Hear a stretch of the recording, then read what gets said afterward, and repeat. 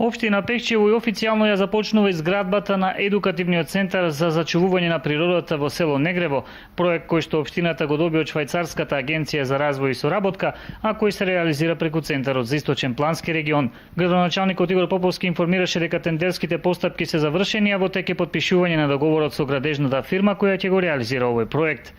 Едукативниот центар во село Негрево е со цел да се развие свеста на младите па и на повозрастните за да имаат чувство за животната средина и да придонесат во заштита на самата животна средина. Да подсетам дека станува збор за едукативен центар кој што е на источнопланскиот регион. Буквално ќе има презентација на целиот регион и сите гости кои што ќе бидат присутни, сите посетители можат да се запознаат со природните ресурси на источнопланскиот регион. За сите општини, посебно за општина Пехчево. Инаку, освен едукативниот центар во Негрево во Пехчево, преку Министерството за животна средина се гради и пречистителната станица за отпадни води во село Црник, а исто така ќе се гради и таложник за водата за пиење во Пехчево.